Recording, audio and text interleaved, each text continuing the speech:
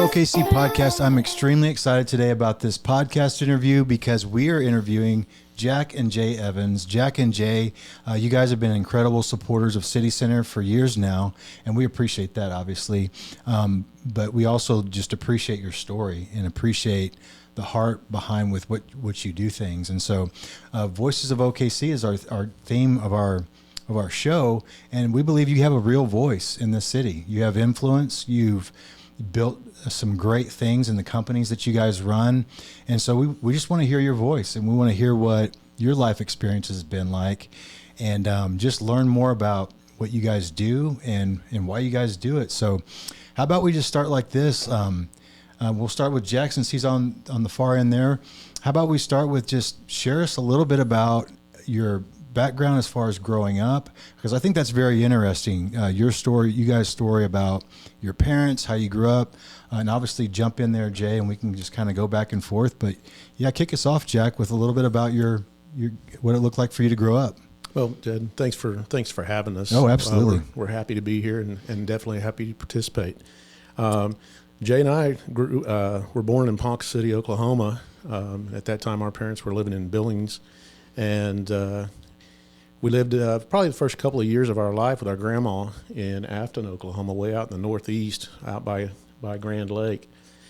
Our parents got work at Enid, what was then Enid State School. My dad was a butcher, and they moved to Enid so he could work, and that's when our parents took possession of us. Our grandparents were really worried about our parents because they were deaf and actually quite irresponsible, and so we moved to Enid, went to Garfield Elementary School, Longfellow Junior High, and Enid High School, and and after high school we moved to Fort Worth, Texas for a couple of years for work. That was back in 85, 86, 87 when the economy here in Oklahoma City and back in Enid where we grew up was really not great.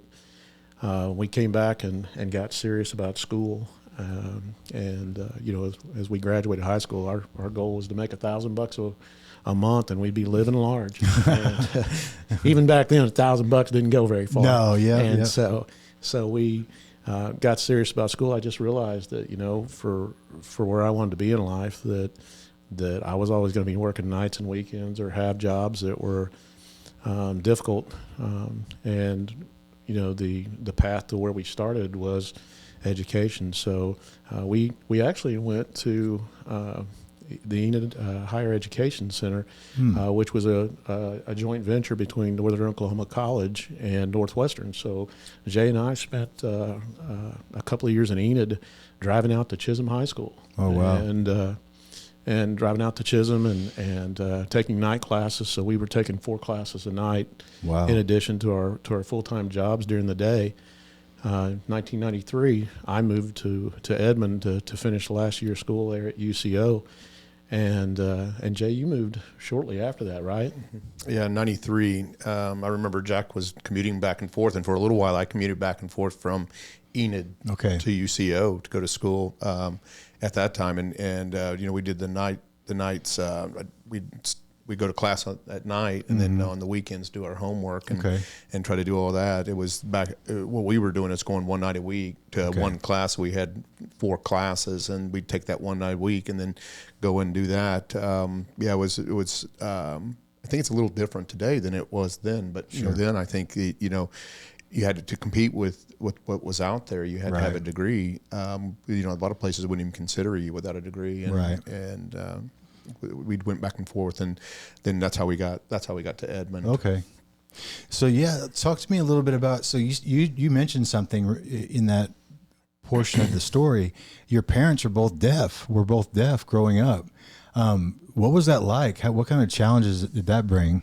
I always laugh about it because it was weird because when we were in public, you had this little spectacle of a family. Jay and I are identical twins, and And back when we were young, we were really identical. and you've got these twins and their sister, which she looked enough like us when we were really young that it almost looked like triplets. Oh, wow.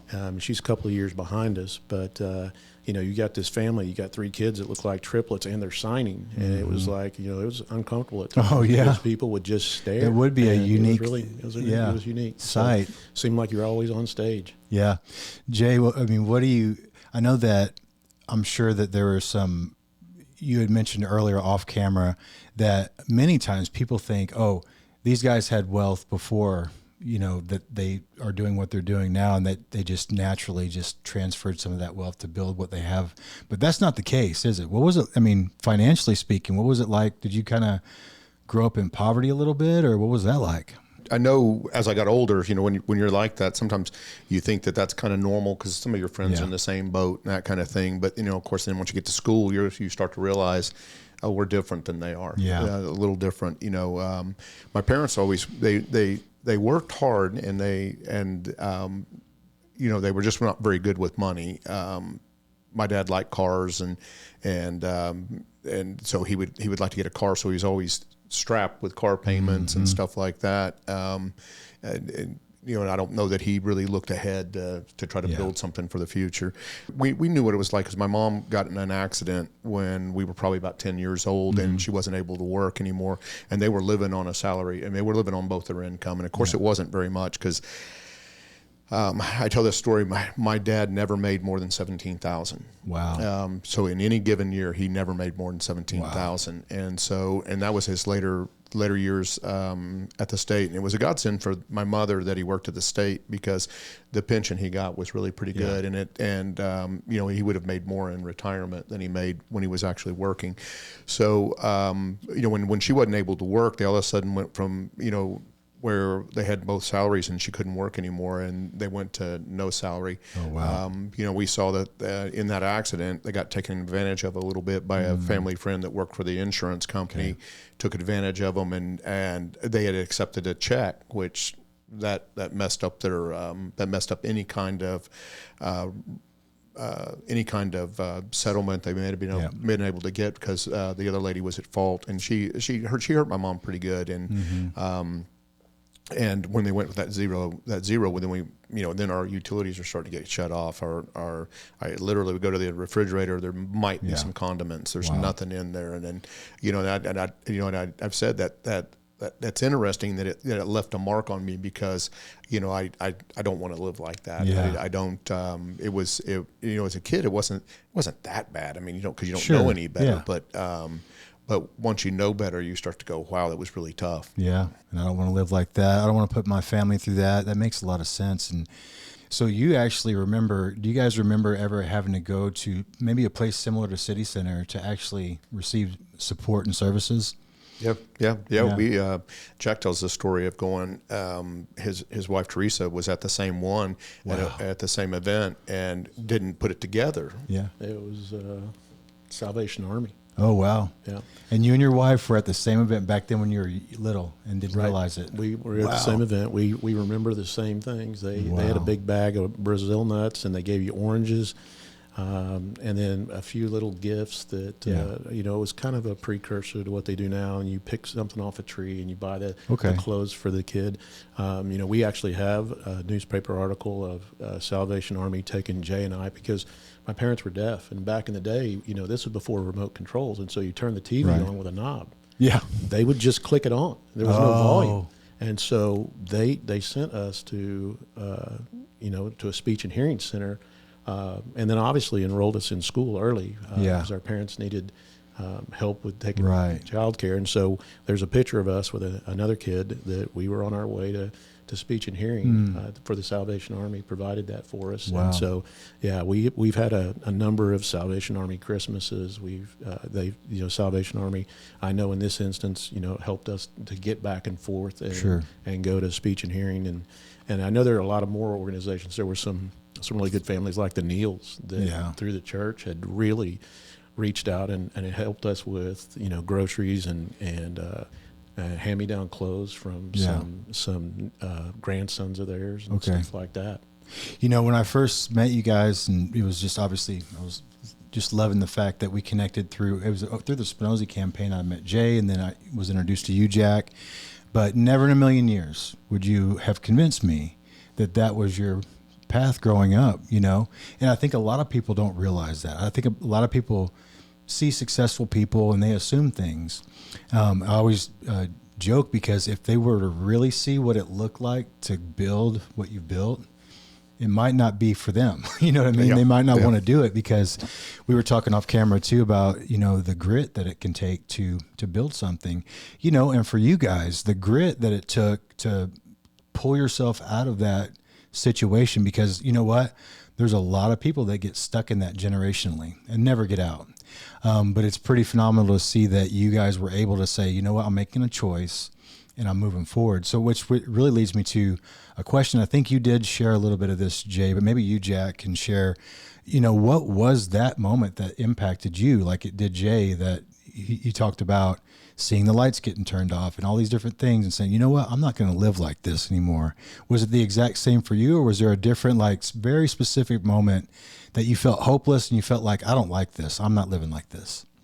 Well, I think, yeah, I mean, I remember, you know, something we've not talked about is my dad and mom weren't very good at taking care of their house. And so it was embarrassing to have a girl come to your house. And not only that, but my mom wasn't great at housekeeping, you know, and so the house wasn't clean. I mean, it wasn't like she had just junk everywhere out in the living room, but she didn't clean very well. Sure. And so the house wasn't clean. It wasn't maintained. It was embarrassing to invite friends and you know, and our grandmother said, you know, there's nothing you can do about, or there's something you can do about it. But generally speaking, she would say, you know, you can't do much about your financial situation as a child, but the least you can do is make sure your house is clean. Right. You know, you can have a house that's not a great house, but keep it clean. And my mom didn't, and so that was embarrassing for me. And I remember Teresa, when she came by to visit with me, we were talking about going out. She came by our house, and it was uncomfortable for me. Yeah. I look back, and she didn't care because she was there to see me, not the house. Sure. But, you know, for me, a lot of the light came on when I met her, because there's a difference. Yeah, You know, I said that she was at the same event we were at the Salvation Army Christmases. The difference is that we were poor. We had poor ways. Sure. The difference with her family is they just didn't have money. Gotcha. They didn't have poor ways. They just her mom was raising 4 daughters, and she was doing a lot of it by herself. Yeah. And so she did the best she could with what she had. Sure. Our parents more or less didn't spend their money in good ways, and then just had a bad break. So if you aren't spending your money well, and then you get a bad break, it can really compound into a bad situation. That's so good. We're going to take a really quick break, and then we're going to move on, because I'm really loving this conversation, and I love just hearing more about you guys. So taking a quick break, we'll jump right back into it. All right, we are back with Jack and Jay Evans. Guys, again, thanks so much. Just love hearing up to this point the story of you guys and how you grew up with deaf parents. That presents challenges. You know, you also were living in poverty. And you mentioned this too. You guys said that not only did you live in poverty, but your parents had a poverty mindset. So there's a difference with that, isn't there? You know, you can be without money, but still have an idea of how you can live a productive life. But then you can not have money and then not even know how to manage when you do have money. And that presents more challenges. So I just really appreciate you guys' honesty and openness about all of this. I mean, you guys even had come to Salvation Army to receive Christmas at times. There were some days when you didn't have food in the pantry, you know, and you had to figure that out, you know. So it's fascinating to me that, you know, you've experienced a lot of things that our young people here at City Center have experienced. And there's a code that you figured out, you know, though. You figured out how to break out of that generational cycle and do something greater. So I'm just excited to hear more about this journey. So I think we left off at high school, right? So now we're jumping into college. Who wants to take off with more about college and get us closer to where you're at today? You know, in high school, my high school sweetheart, her dad was a computer programmer, and I saw that he lived in, you know, in my mind, probably one of the best neighborhoods in Enid. It was Country Club. Is it Oakwood Country Club? Yeah. Yeah, Oakwood Country Club, and they lived what I thought was a really nice lifestyle. And after I got to know him, I got to thinking, you know, I could do that. Yeah. I mean, I think I can I could be a programmer. So I started going to school to be a programmer because I didn't know what else to do. I had no knowledge of ways of making money, and to our knowledge, we had never met anybody that was a millionaire. So we had no perspective of how $1,000 a week is what you were hoping for. Yeah. Jack jokes with me because when I was in high school, our next door neighbor was he worked at the grain elevator, and I thought, he's got a nice life. I could do that. Sure. And I did it for a little while, and I said, this is awful.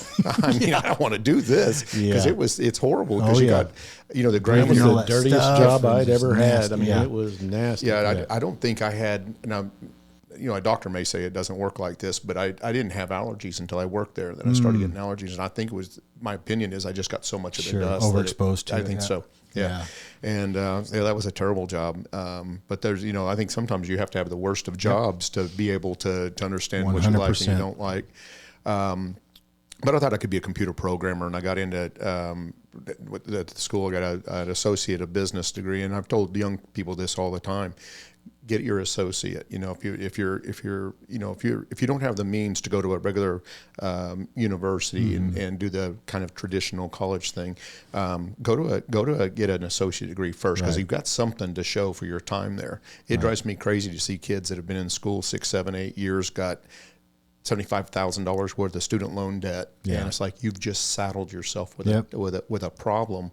Get that associate degree so you at least have something that you can go move forward with. So we got an associate degree, and when came to UCO, and that's one of the things that we have a heart for too, is we both donated it to UCO. Yeah, that's awesome. And my degree was in MIS, and I actually donated because I couldn't qualify for.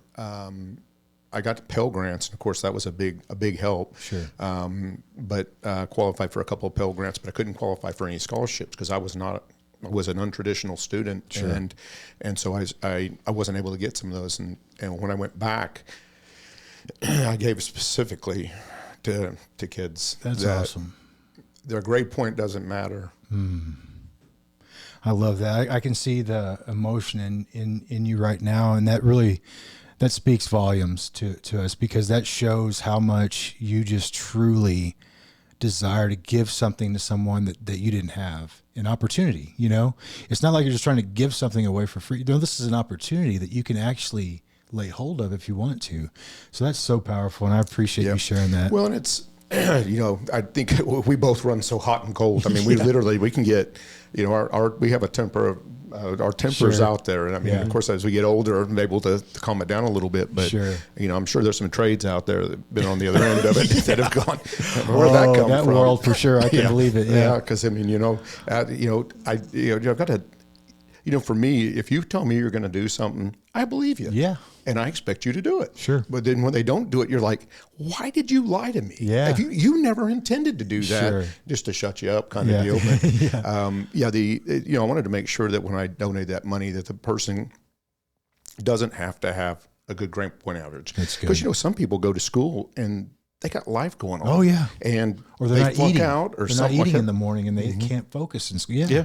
So they flunk out, and now they, no matter how good they do later on, they can't get that back. That's good. Jack and I, Jack was a little better at it than I was. I was a little more of a screw off than he was, and I just wanted out of high school. I just wanted out. Yeah. And then when I went back to school, I was actually a pretty good student when I applied myself, but I didn't do that in high school. But in college, I applied myself. So I think there was people out there that didn't have that opportunity. So I specifically have it for that. So that Dr. Chapman over there, he gets to pick that student. Okay, that's really cool. I love that. Well, you guys, I'm sure you guys support a lot of different worthy causes, but at City Center, we are incredibly grateful for you guys. And so I'd like to hear, kind of your perspective on that. Like what kind of, I know that, we met through the Spinozzi campaign that he does every year for us. For those of you who don't know, the Sports Animal has a morning show that a gentleman named Spinozzi, Ron Benton, hosts. He's a part of that. And so he hosts a fundraiser for us every year for Christmas. and he raises a significant amount of money for us. But guys like you jump on board with that, and it's been really huge. But what was it that really stood out to you about City Center that made you say, man, I think I want to jump on board with supporting an organization like this? Well, for me, Jay actually invited me to your gala. Yeah. And that's where I was first exposed to it. I don't recall. I don't listen to Sports Animal a ton, so I wasn't that aware of the event. Yeah. But Jay invited me, and I believe that was the year of the yellow motorcycle. Yeah. Yeah. Yeah. So I was at the back of the room, and you gave your story. That was an incredible story. Yeah. Yeah. And the story of the motorcycle. Yeah. I mean, I decided right there, this is something I want to be aligned with, because a lot of what you said resonated with me because I had lived that. And to be fair, I had spent, I think sometimes people think that when you build a business that, you can buy a business and it won't take that much effort. I'm going to find a business that allows me to have a work-life balance. Yeah. There's no balance. Yeah. Ask my wife. There's no balance. Yeah. Your business does not care that you've got stuff going on. It doesn't. When you have emergencies and you have to prioritize differently than I would have liked to. Yeah. And so I was so busy, building our businesses and our career, that I had gotten away from UCO, that I'd gotten away from these type of organizations, and it hit me at that event. Yeah. Wow. I've got no excuse not to help. That's really and so powerful. I decided I would buy the motorcycle. And my wife's like, what are you going to do with the motorcycle? I was like, I don't know. And I go, well, I'll just donate it back. Oh, man. And so we re-auctioned the motorcycle. Yeah, that was an exciting night. That was exciting. That caught you off guard a little. Oh, man. So, let me share the story for our listeners. So we were actually at our gala, and we had this motorcycle donated to us. Really cool little cafe racer, kind of a vintage cafe racer. And we thought, well, I don't know what this is going to do, and so anyway, you guys were there, and you start bidding on this motorcycle, and there's this bidding war going on between you and this lady who was actually a doctor up in the front of the area, and you end up winning it. And they're like, then you said, we're going to give it right back to the auction. I'm like, my mind just blew. I jumped up and ran over to your table and shook your hand, and then went into another bidding war, and then she won it and actually took it home with her. So we ended up raising a little over $20,000 off that donated motorcycle. Actually, it was 30. It was 30. That's right. Yeah, it was 15. Yeah, that's right. I believe I paid 15 for it. Yeah, that's right. That's right. So thanks to you guys, that really helped us get that portion of the event, and it was just such an exciting time. That was fun. The room became electric that night. So that was really phenomenal. Yeah, I started to buy it. Yeah, and then Trish gave me that evil eye, like you better not, because she could see you was getting ready to, and she goes, no. She's no. Yeah. She goes, do I need to tell you about Landon, our son? Yeah. I was like, I can see him riding the wheelies down the street on that. Yep, I better leave it alone. Yeah, my wife tells me until all the kids are out of the house, it's off limits. So I get it, but and after that, you invited me to come by. Yeah, and I think it was a month or 6 weeks later, and you were in Shanna's workshop. We come and toured the place, and one thing that's really important to me is, I have made donations to groups that I don't want to talk about, but I don't feel like the money was used well. And you look into the background, and their marketing overhead is a significant portion of what they use their money for. And I didn't want to align with that anymore. Sure. It was easy, and you could go to these events, but it's not something that I felt great about.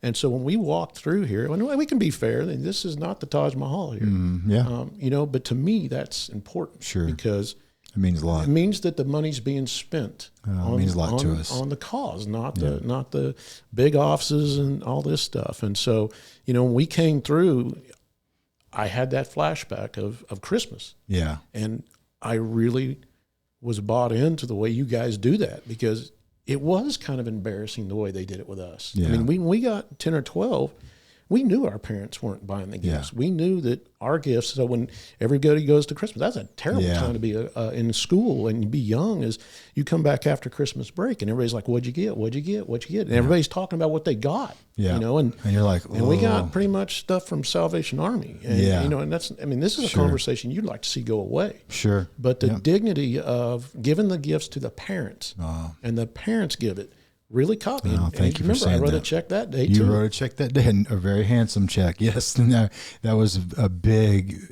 just vote of confidence towards us. And that means a lot to us. We really do. We try to focus on operating within the best practices absolutely possible and keeping our program numbers as far as how we spend our money at the highest level, so that we can say, like, obviously there's overhead that comes into play that you just have to operate within as a business, and that you guys, I'm sure, understand, but we keep that as low as possible to make sure we're serving the community as best we possibly can.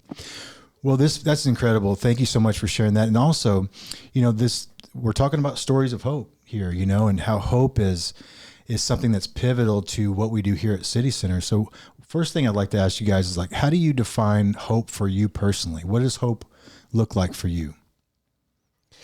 Yeah, it was interesting because I look at it and I kind of intuitively have hope because I think I have to be in our business. Yeah, that's true. Let's go build a $400,000 house and hope that it sells. Yeah, that's true. Especially right now. Yeah, and it's so I kind of I tend to look at the glass half full. I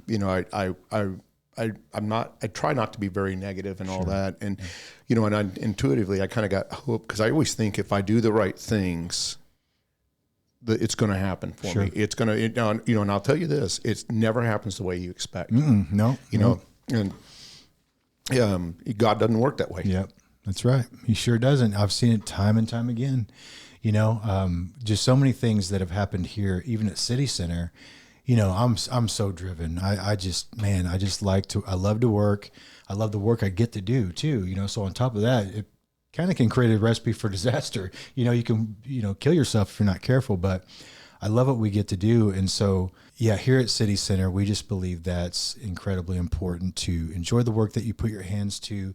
And I can see that in you guys for sure. So, I really do believe it works out if you put the work in. And I think sometimes, I talk to people from time to time, and I told you earlier that my opinion is it used to be that anybody could learn business, that you can teach them the business and they could learn, and you just need to give them the tools. And I've started to realize that's not true. Sure. Yeah. And I think a lot of people have wish to instead of want to. And for me, I think a lot of times you get hopeless when you don't put the work in. Right. Yeah. That, you start feeling guilty and shameful about not doing the work that you can attain if you just do it. Yeah. And I think that sometimes that poor mentality is, I think sometimes you end up doing that.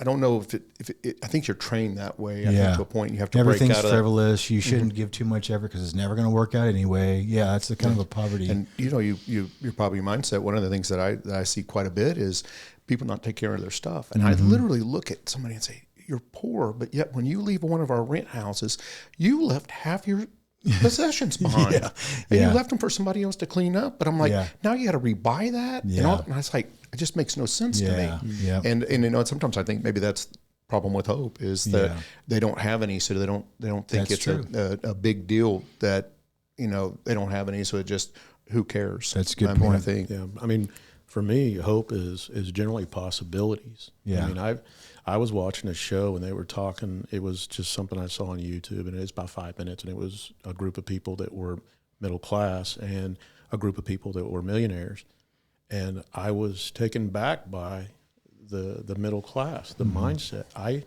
think one of the things we were gifted from having such a tough childhood was my dad gave us a couple of things. He was a really tough man to like, but he said, keep your credit good because you got to buy a house and a car with credit, because if you don't have a car, you can't work.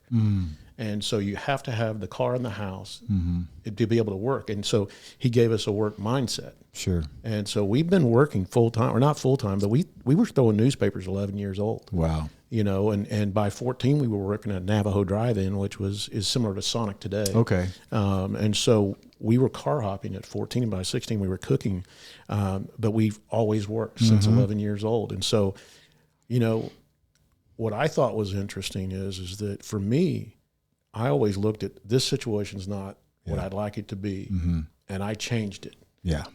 And each you time have the power to do that. Yeah. Exactly. Change the situation. And so I was surprised that people have this mindset that, I've got this job and it pays this, and therefore I can't be wealthy. And yet this guy's wealthy and he had a better situation. Well, we didn't have a situation. Sure. They talked a lot about networks. Sure. I don't have no network. Yeah. Now I do, but at the time I didn't have a network. As you said, we didn't even know anybody that was affluent. You know, but I did do one thing well. I married well. Yep. And my wife gave us really good habits and worked with us. I mean, she really raised us. Yeah. But the other thing is that we changed jobs and kept looking for better opportunities. Yeah. I had the hope. And really, I don't even know if it was hope. I had the expectation that my good. life was changing, and I was going to force this situation because I didn't like that situation. Right. And I wish there was a way to pass it on, because that is one thing that is so easy. You always hear about the ability to move up in classes. Yeah. But, a lot of times people move down in 3 generations as well. And That's so true. It's something yeah. you have to take care of. And if you don't instill, that work ethic and that want to in people, it's hard. But I think hope is some of dreaming, right? Sure. I mean, I had hope and dreams of not being poor, and as I had successes, suddenly it wasn't just a nice car; it's a superbly nice car, and it's a crazy nice car. Yeah. And so these I've seen some of these nice cars. I'm a fan. Yeah. And so, I built on it, and it builds on itself. And so I would like for people to have hope that they can change their situation incrementally. That's good. Change it a little bit now, and when you get your eyes open, change it a little more. And that's some of the videos that we see during the gala is people are making small changes, and it's opening their eyes to the possibilities and giving them hope. Man, that's so good. I couldn't have said it better. That's a really great perspective on hope, and I like the incremental side of that too. Sometimes we feel like, man, that is 1,000 miles away from me, but you got to still walk the first mile, you still got to walk the first 10, 100, you know what I mean? And then it stacks up. And I was sharing this earlier too with someone else, the more we keep our promises to ourselves and like do what we say we're going to do, the more confidence we have for that next decision, because we feel good. Like, oh, I kept my word to myself. I've made that choice that I said I was going to make.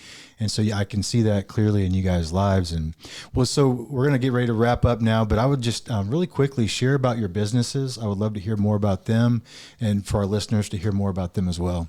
I'm the owner and founder of Two Structures Homes, and here in the metro area. Okay. We're a small home builder with it's a family-owned business. My son's just now starting to get into the business. My oldest daughter, Kelsey, had worked with us for quite a while now. She's at home raising babies. Got 3 grandkids so that's a great deal. We build mostly along the turnpike, and when we initially got into this business, we were building mostly entry-level homes, and of course now that's tougher and tougher to do with the market the way it is. So we're really kind of a first-time move-up buyer, or somebody, at least a first-time move-up buyer, and we'll build all over the metro. So we'll build on land, or are you primarily spec homes, or are you custom build too? We custom build, yeah. Okay. It's custom build is that's kind of in my world, that's a little, I like to say it's kind of like tailoring a house to somebody, because when you get into that world where they want to spec everything, that's not my deal. I don't have the patience for it. Yeah. But I like to help people, I'd like to have their dreams come true. And, one of the things that's been great for me over the years is we've sold to several first-time buyers, that this is the first time they've bought a home and all that. And that's always pretty rewarding.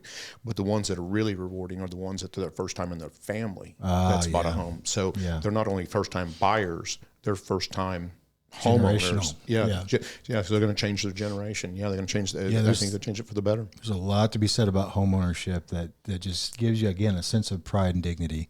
What about you, Jack? What's the business? I know you have a couple businesses that you. Ours is a little more complicated. We have a holding company that's Karis Holdings, and Karis is the god of luck and opportunity. That's why I picked that. So, Karis is our holding company, and we're a vertically integrated builder developer. So we actually develop our own land. We buy the land, subdivide it in one company called Site Lab, and then 3 Jacks is our development company that actually turns the raw land into finished home sites, and then Timbercraft builds those home sites. And then we have a Karis Realty, which is our our rental portfolio. We got into the construction services business with Centerline, and we do foundations, plumbing, and some commercial aspects in building commercial applications. And then we have a number of partnerships. Most of those partnerships are multifamily partnerships where we partner with our good friends from Cudron Concrete and do a lot of stuff like that. So my day to day is really, fairly light. I try to keep it fairly light, but just make big decisions. And we've got a real good team at Timbercraft and Centerline to take care of our businesses. That's great.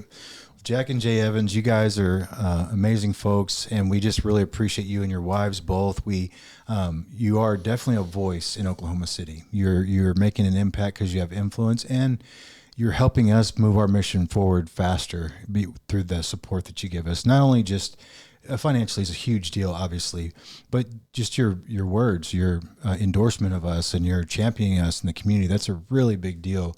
So we appreciate you guys, and it's good to know there's incredible business leaders in our community that contribute to organizations like ours, but also that are just willing to be so open and honest about what your life experience has been.